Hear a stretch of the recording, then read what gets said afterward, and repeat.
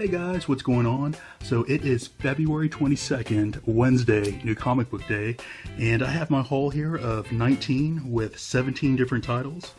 So kicking it off, we have Curse Words, number 2. This is probably my most anticipated read for this week.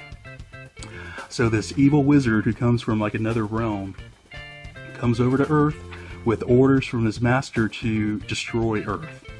Have it ready to be taken over, and upon his arrival, it takes a while for his spells to kind of take place, and while that's being prepared, he starts exploring Earth, and he finds, our civilization is just different. He thinks it's pretty awesome. He wants to be part of it. He kind of went out to a little, joyride around the world, using his magic to do good. And, I guess he really called Earth his home in just the short time he was here. So this has been a pretty good read so far. We'll see what his master does now that he's aware of his plan. So yeah. Next up we have Future Quest. This has been a pretty good read. I think this is only applicable for people who kind of grew up and kind of knew these characters to start off with. Not really easy to kind of jump into this, to tell you the truth.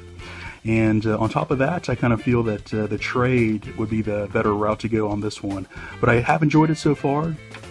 It's all those Saturday morning or Sunday morning cartoon characters kind of coming together on the Hanna-Barbera side. So yeah, pretty good. I think I'm going to finish up this story arc and go to trade after that. Yeah, pretty good so far. Alright, so next up we have The Circle. So number 3 came out. I picked up number 2 as a back order, so I was only able to read number 1.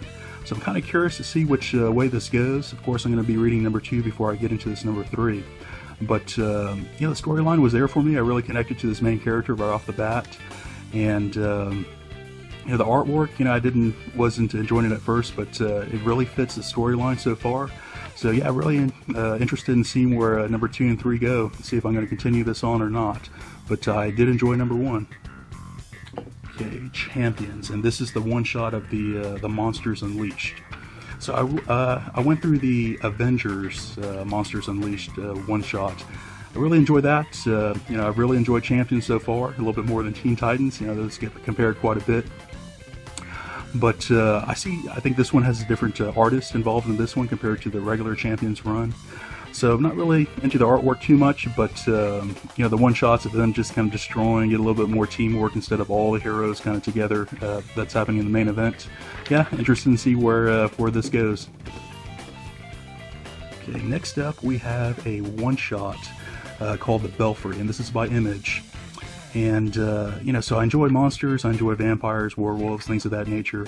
I'm interested in kind of seeing where the storyline could go in just one comic is what I'm, interested in, because it's not that thick. So, yeah, the artwork looks pretty good for a horror type of storyline. But, I wonder how long the storyline could be. So, yeah, let's see what this is about. Alright, next up we have Teen Titans. And so this story arc has been pretty good so far. So Ra's al Ghul kind of comes back to kind of reclaim his grandson into his clan, so to speak. And, you kind of see Damian, Robin go off, solo, kind of leaves his team behind. You can see him starting to connect, get a little bit more humanized as the storyline kind of continues on. But really enjoyed it so far, so curious to see where this one goes. And he did win his battle against his cousin in the last issue there. So next up we have Sun Bakery. And to tell you the truth, I would have normally passed on this. I enjoy anime. I never got into manga too much. So this one I think was like some updated anime that, or kind of like a satire of the current anime world right now, I think, maybe, possibly. Again, so this was recommended to me by someone at my LCS, one of the LCS I go to, and yeah, we'll see what this is about, but I would have passed this one up had he not suggested it. Alright, next up we have Hookjaw. It's been a pretty good read so far. I really enjoy sharks and great whites. And this one's been pretty good. The artwork was there for me, and the storyline kind of had these little twists in there from time to time. So yeah, if you're looking for action thriller, you enjoy sharks, I would suggest this one for you. There's a couple shark related comics out right now. I think Hookjaw's maybe one of the better ones. Alright, so The Flash. So I've heard a lot of people say The Flash is one of the best rebirths so far. You know, The Flash, this is issue number 17. Flash 1 through 10 was just kind of mediocre for me, to tell you the truth, but it really started picking up about number 12 on, in my opinion. And this one, you know, continues the story arc of the reintroduction of the Rogues, who have kind of like a new rebirth here themselves, to kind of go into some of their past that's a little bit different from that's been laid out in previous arcs that the Flash has had, but really interesting so far. You know, I enjoy the artwork. There's a change in the artist a couple issues back. But this has been really good so far, so yeah, enjoy the Flash. Okay, so this is a new series by Image again called The Old Guard, and this one sounded pretty good. You know, I read through the premise and previews, and you know, this one caught my attention. And this is kind of about immortals who, I guess I hear they're kind of like the A-team in a sense. And I don't know if they're heroes for hire or if they're just, you know, out to do good deeds. But yeah, there's some sort of, I guess, select race or select maybe mutants that are present. They are, I guess, invulnerability and life longevity, I guess. And I guess they're immortal, possibly.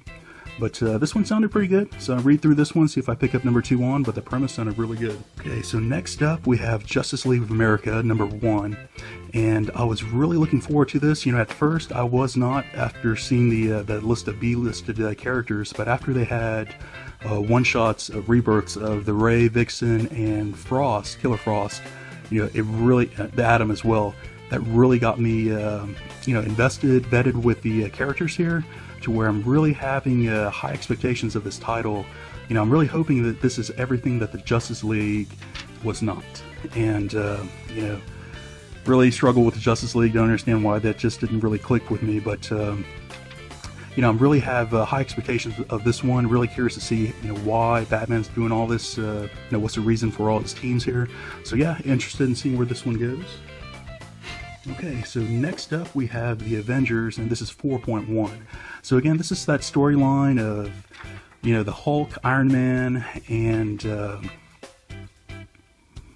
was the other? Thor have left the team, and you know they're getting refills, or getting, I guess, a B team to fill in here to form the new Avengers, which included Hawkeye, Wanda, and her brother Pedro.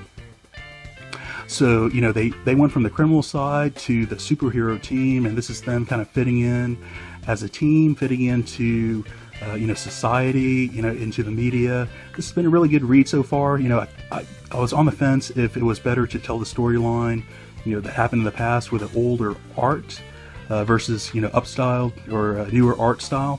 But, you know, this one really tells the storyline pretty well. I enjoy the storyline so far. So, yeah, I'm going to continue on with this one. Okay, so next up we have Star Trek Green Lantern. This is Volume 2. Volume 1 I thought was excellent. This is number 2, right? Yeah, so that's number 3.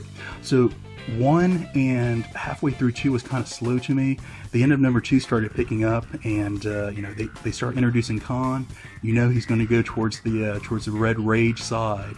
So this has been really interesting so far. You know, it got pretty much as good as that first volume that came out a couple of years ago that I really enjoyed. So yeah, if you enjoy Star Trek and Green Lantern, this is a pretty good mix-up. Okay, so next up we have the Masked. And I thought this was a mini-series. I didn't know if it was 4 or 6, but yeah, I thought it was 4 for some reason. So this may conclude the storyline, and this has been pretty good. You know, if this does conclude it and there's a trade paperback, I would suggest it for anyone who enjoys, you know, that superhero or a little bit different superhero storyline there. You know, so this guy came back, he has PTSD, and he's kind of struggling with that and being a superhero at the same time. So pretty good backstory. There's been pretty good action in here. Storyline moves pretty quickly. So, you know, if you passed up on the single monthly issues, I would suggest this in trade if this is coming to an end. Okay, so next up we have Inhumans vs. X-Men. I've really enjoyed the storyline so far. You know, this has been action-packed. I think the storyline makes sense in my opinion. I think it was evenly matched on the fighting for a while. I've never been a fan of the Inhumans. I've always been a fan of the X-Men.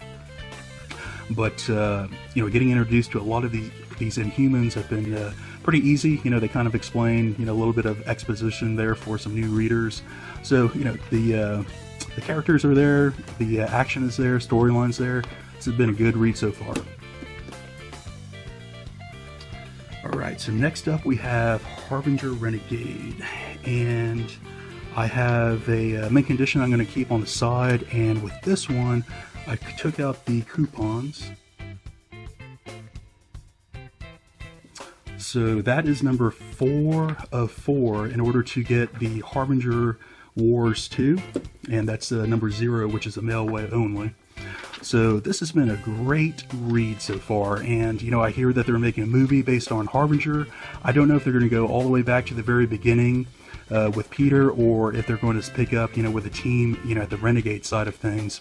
But I do hear that the movie is, I guess, the storyline is being written now. So I'm really interested in seeing where that goes. You know, again, I've tried to build up the trade paperbacks on the Valiant side. That related back to the Renegade, or I'm sorry, back to the Harbinger side of things. So I think I built up my collection. I'm right about to start reading through that maybe this weekend. So yeah, I'm really interested in seeing where this one goes. And again, they should be making a movie about some point of the Harbinger here pretty soon.